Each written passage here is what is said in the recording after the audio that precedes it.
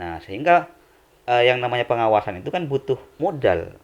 Tidak bisa kita melakukan pengawasan tapi kita tidak tahu ilmunya mengawasi, ilmunya pemilu seperti apa nggak tahu. Lalu apa yang mau diawasi kalau kita tidak tahu ilmunya? Betul. Makanya melalui Netflix ini kan kita bisa belajar tentang literasi politik dan literasi pemilu.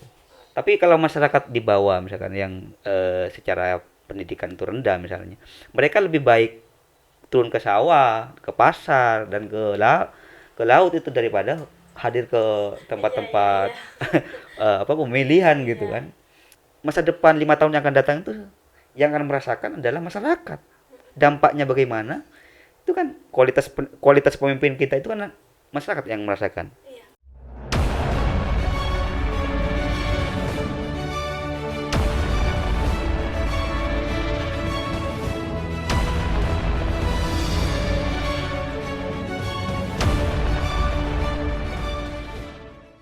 Assalamualaikum warahmatullahi wabarakatuh. Kembali lagi bersama saya Umu Kulsum di podcast Madura Indah. Pada kesempatan kali ini nih kami kedatangan tamu spesial, yakni pengurus pusat Netfit Indonesia, Mas Musyafi ya, asal asli dari Probolinggo. Apa kabar hari ini? Alhamdulillah baik baik baik. Nah, kesampang ini dalam rangka apa aja nih Mas? Dalam rangka menghadiri undangan Bawaslu Kabupaten Sampang gitu. Kebetulan mampir di Madura Indah Mas Ya, ya. ya, ya. Alhamdulillah Madura Indah sekarang kedatangan orang hebat nih di wilayah Jawa Timur, khususnya di Indonesia ya untuk Netfit ya. Nah, ngomong-ngomong tentang Netfit nih Mas ya. eh, Apa aja sih kegiatan yang ada di Netfit ini? Netflix itu ada dua agenda sebenarnya yang ingin dicapai oleh Netflix itu. Pertama adalah menjamin pemilu yang demokratis gitu, kemudian pemilu yang sesuai dengan prosedur.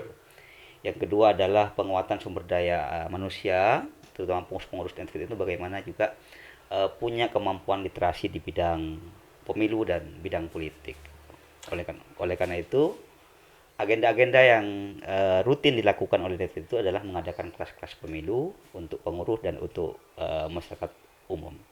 Nah, Menuju pemilu 2024 yang mana dalam bulan ini kayaknya ini ya sudah mulai melakukan tahapan-tahapan awal nih, seperti KPU dan Bawaslu mempersiapkan segala hal nih.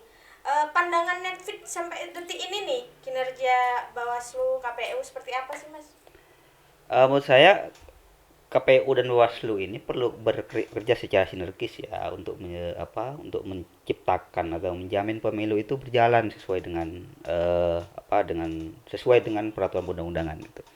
Makanya ruang ruang pengawasan itu perlu diberikan seluas-luasnya kepada Bawaslu oleh KPU sehingga kontrol dan check and balances itu yang dilakukan oleh Bawaslu itu bisa dilakukan dengan baik sehingga KPU sebagai pengawas Bawaslu sebagai lembaga pengawas bisa melakukan cross check terhadap kerja-kerja KPU sehingga KPU ini bisa merasa terbantu kerja-kerjanya itu untuk mencapai pemilu yang bersih dan adil itu gitu. Jadi selama ini memang saya lihat sudah mulai bagus ya, sudah mulai bersinergi antara KPU dan Bawaslu.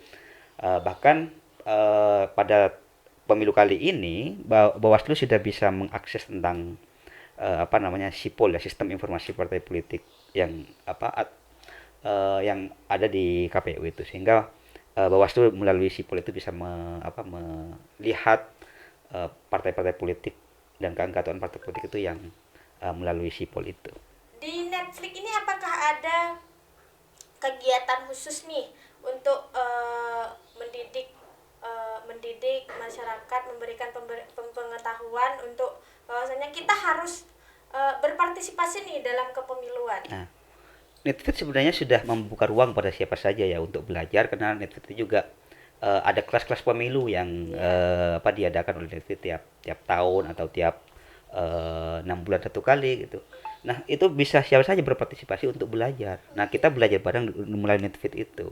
Nah, melalui kemampuan dan ilmu yang diperoleh melalui kelas-kelas pemilu yang diadakan Netflix itu kan kita bisa bisa proaktif dan bisa berpartisipasi dalam setiap event-event politik dan event-event pemilu gitu.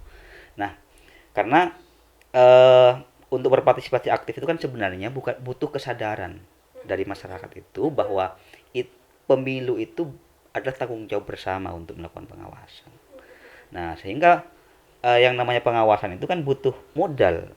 Tidak bisa kita melakukan pengawasan tapi kita tidak tahu ilmunya mengawasi, ilmunya pemilu seperti apa nggak tahu. Lalu apa yang mau diawasi kalau kita tidak tahu ilmunya? Betul. Makanya melalui Netflix ini kan kita bisa belajar tentang literasi politik dan literasi pemilu. Dengan keadaan society kita di mana masyarakat kita di bawah di akar rumput ini kan rata-rata mereka memilih bukan karena dia ingin berpartisipasi di kepemiluan nih Pak. Nah, untuk kiranya untuk sampai ke akar rumput ini apa ada instruksi ke wilayah-wilayah, maksudnya ke kabupaten-kabupaten dan lain sebagainya, gimana Pak? Nah, Atau peserta pemilu memiliki RTL untuk mensosialisasikan itu apa gimana? itu menjadi salah satu agenda ya, agenda Netfit untuk melakukan advokasi pada masyarakat dan memberikan pendidikan politik kepada masyarakat agar masyarakat itu kan bisa punya kepedulian dan bisa berpartisipasi kepada setiap pemilu gitu kan. Kalau kita lihat misalnya berapa persen sih masyarakat itu yang punya kepedulian dan punya mau mencari informasi terkait dengan pemilu. Ya mungkin kalau masyarakat yang muda-muda yang punya pendidikan gitu misalkan yang tingkat pendidikannya itu baik misalkan itu mungkin bisa mengakses terhadap informasi terkait dengan pemilu. Tapi kalau masyarakat di bawah misalkan yang secara pendidikan itu rendah misalnya, mereka lebih baik turun ke sawah, ke pasar dan ke laut itu daripada hadir ke tempat-tempat Iya. pemilihan gitu Iya. kan. Nah, itu kenapa? Karena memang tidak ada pendidikan politik bagi mereka bahwa pemilu itu adalah tanggung jawab bersama. Karena apa? Itu adalah proses untuk memilih pemimpin kita. Sehingga kalau kita tidak aktif ya, tidak ikut andil dalam setiap event-event pemilu kan. Kalau nanti negara kita dipimpin oleh orang yang tidak punya kapasitas bagaimana kan gitu. Makanya kan disinilah perlu partisipasi masyarakat untuk bersama-sama mengawal pemilu itu agar apa? Agar pemilu itu berjalan sesuai dengan prosedur, sesuai dengan undang-undang yang telah diundangkan gitu kan. Nah, kalau tidak seperti itu kan berarti kan ada sesuatu masalah gitu kan. Nah, bagaimana agar untuk memastikan pemilu itu berjalan sesuai dengan prosedur itu kan perlu pengawasan. Iya. Pengawasan itu kan tidak hanya dilakukan oleh Bawaslu sebagai lembaga yang resmi untuk menjadi pengawas gitu kan atau lembaga yang terlembagakan sebagai pengawas, tapi masyarakat ini penting juga untuk melakukan pengawasan gitu kan. Karena apa? Masa depan 5 tahun yang akan datang itu yang akan merasakan adalah masyarakat. Dampaknya bagaimana? Itu kan kualitas pemimpin kita itu kan masyarakat yang merasakan. Iya, betul. Kalau masyarakat apatis, siapa yang salah? Pemimpinnya atau itu? Makanya penting membangun kesadaran politik terhadap masyarakat di tingkat bawah terutama agar mereka punya kesadaran politik sehingga mau gitu berpartisipasi dalam setiap event-event politik. Perbedaannya Netflix dengan Bawaslu ini sistem pengawasan dan pemantauannya seperti apa sih Pak? Nah, kalau Bawaslu itu kan pengawas yang terlembagakan secara formal Kenegaraan ya gitu. Kalau Netfit ini kan lembaga pemantau. Pemantau itu kan sukarelawan gitu kan. Jadi Oh iya. jadi kalau Bawaslu itu kan sumber dananya jelas. Kalau Netfit itu kan bisa jadi iuran dari anggota gitu kan. Untuk apa? Karena apa? Cita-cita Netfit itu kan untuk memastikan bahwa demokrasi Indonesia ini berjalan dengan baik sesuai dengan prosedur yang ada. Itu saja sebenarnya makanya gitu. Makanya kita itu berani iuran gitu untuk melakukan kerja-kerja pemantauan itu Keren. gitu. Sehingga kita itu posisinya sebagai pemantau tetap independen. Tidak tidak partisan gitu. Makanya tadi saya jelaskan di Bawaslu itu salah satu syarat untuk menjadi pemantau pemilu dan relawan pemilu itu harus non partisan. Tidak boleh orang partai itu menjadi pemantau. Itu bukan pemantau namanya kalau itu orang partai. Makanya prinsip inilah yang dipegang oleh Netfit Iya. agar tetap independen gitu kan. Jadi kita berani berkorban untuk iuran gitu untuk melaksanakan kerja-kerja Netfit dalam memantau pemilu dan memastikan pemilu tahun 2024 ini berjalan dengan baik.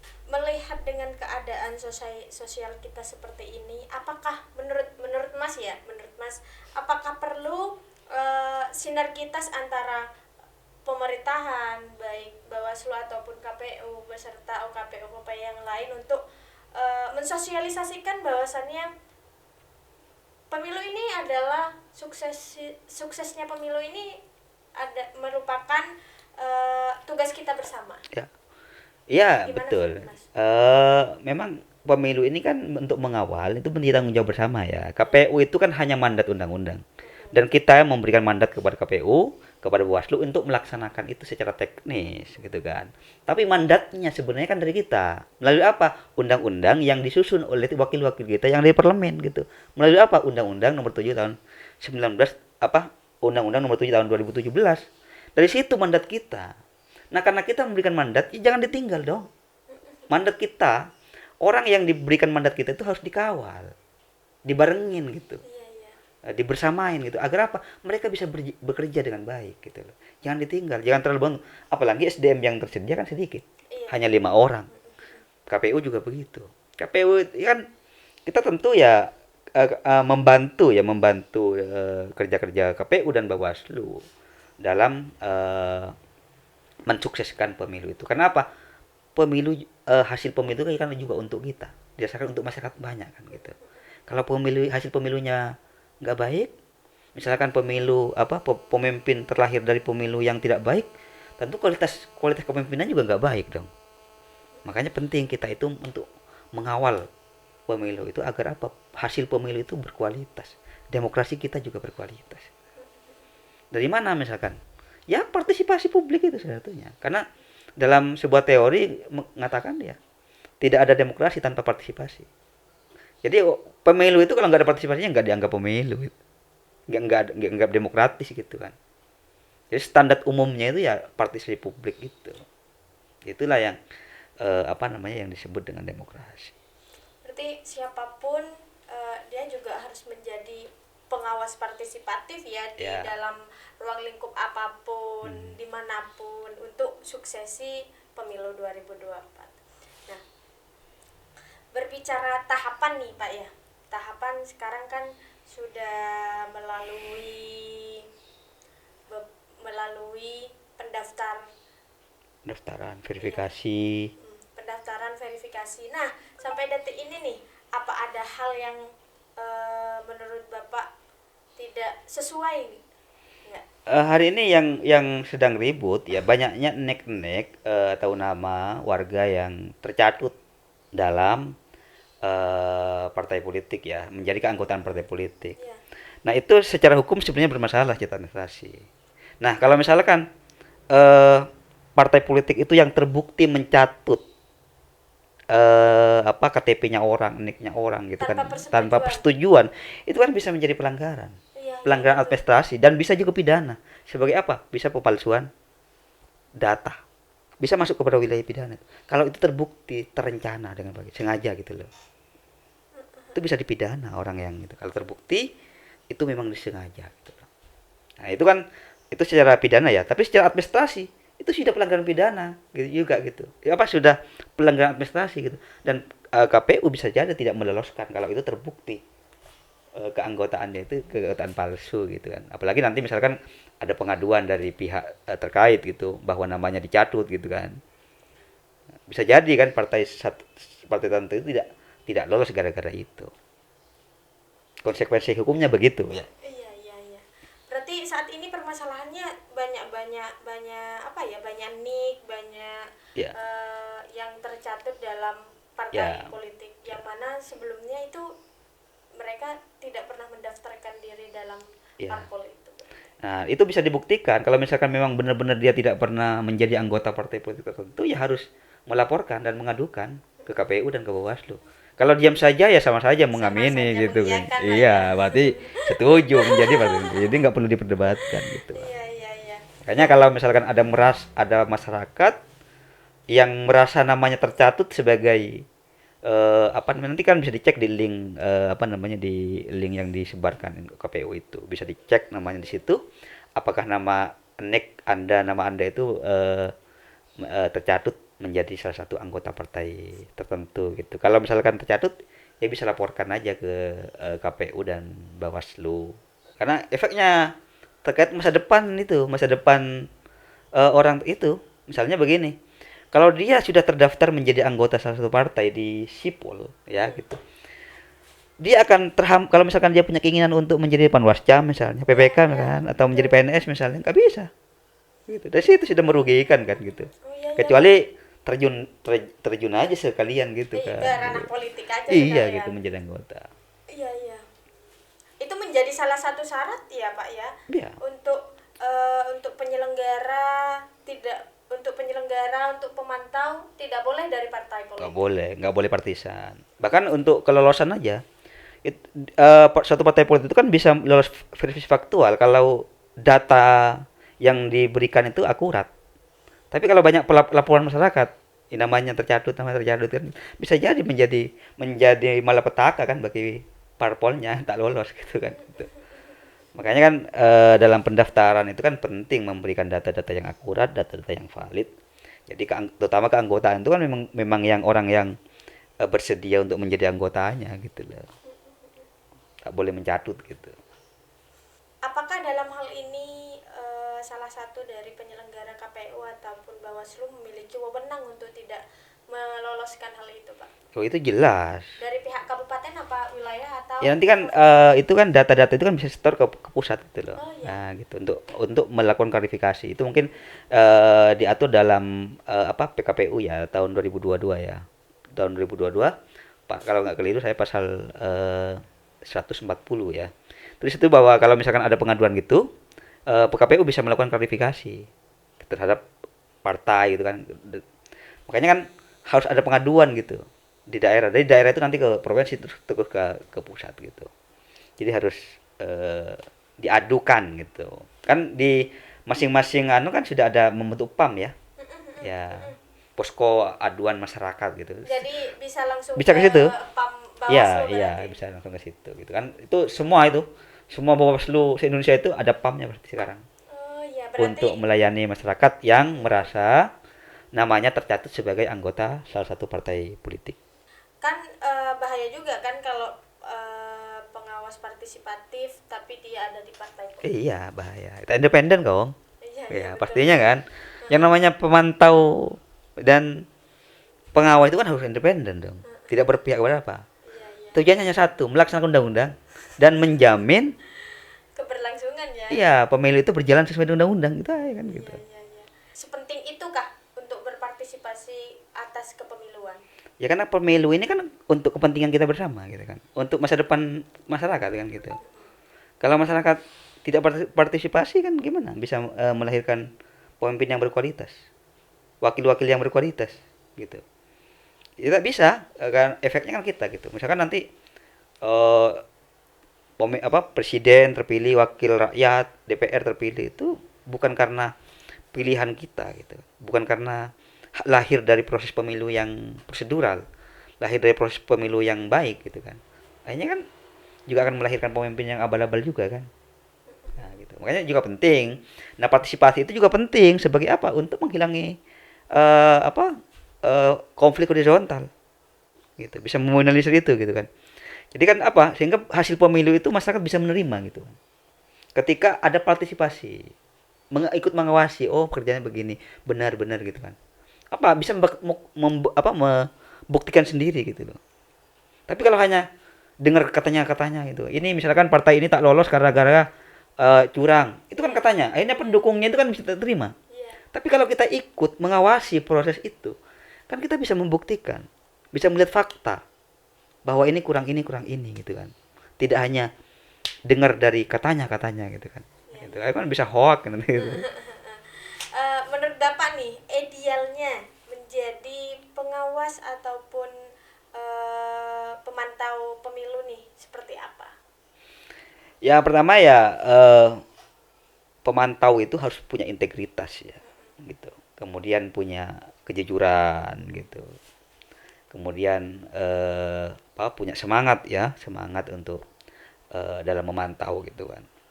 Jadi pemantau kalau nggak punya semangat ya kan apa yang mau dibantah gitu kan. Kemudian semua pemantau itu harus punya bekal. Bekalnya apa? Literasi tadi itu. Iya. Nah, ya, karena apa? Itulah yang akan menjadi standar pantauan kita. Gitu. Kalau pemantau nggak ngerti wawasan tentang pemilu, wawasan tentang politik, tentang apalagi tentang aturan main pemilu, ini Iya, kan iya, iya, iya. bahaya juga kan gitu. Bukan mau menciptakan apa pemilu yang berkualitas malah itu Iya, nanti. iya, iya. Malah pemantaunya kebingungan itu mau ngapain gitu kan. Apa yang kalah kan nggak tahu. Kenapa? Misalkan nggak tahu undang-undangnya apa gitu. Iya, iya, Bahwa benar. pemilu itu diatur dalam undang-undang apa, undang-undang nomor berapa tahun berapa gitu kan. Nah pemantau sudah ngerti itu. Bawaslu misalnya, pemantau dalam undang-undang pemilu ada nomor 7 tahun 2017, dalam peraturan Bawaslu nomor 4 tahun 2018 juga ada gitu tentang pemantau itu diatur juga di situ. Jadi harus tahu itu idealnya. Artinya apa? Wawasan tentang politik, wawasan tentang pemilu, wawasan tentang aturan main pemilu itu perlu dikuasai oleh seorang pemantau dan pengawas pemilu. Sehingga apa? Kita juga tidak bisa dipermainkan oleh orang gitu loh. Tidak hanya mendengar katanya si A, katanya si B gitu kan. Iya, iya, Iya, betul, gitu. betul. Eh, Terakhir nih Pak ya, sebagai closing statement, pesan untuk masyarakat di luar sana seperti apa untuk menyongsong pemilu 2024? Ya pesan saya, mari kita kawal bersama undang-undang pemilu tahun 2024 ini gitu kan. Jadi peristiwa-peristiwa masa lalu misalnya polarisasi yang terjadi pada pemilu tahun 2014 misalnya, 2019, 2014 itu kan sangat polarisasi terjadi ya Iya. di sama ada cebong dan kampret. Ini menurut saya tidak boleh terjadi pada tahun Iya, iya, iya, 2024 iya. gitu kan. Jangan Mari sampai terulang lagi Pak ya. ya, mari kita ciptakan pemilu 2024 itu pemilu yang berkualitas, pemilu yang riang gembira, pemilu yang yang mengindikasikan tentang pesta masyarakat Indonesia sehingga harus dilalui dengan cara riang gembira, bersenang gitu kan, semangat dengan motivasi untuk apa? Untuk menyongsong kepemimpinan nasional tahun 2024 yang lebih berkualitas dan yang lebih baik. Sehingga apa?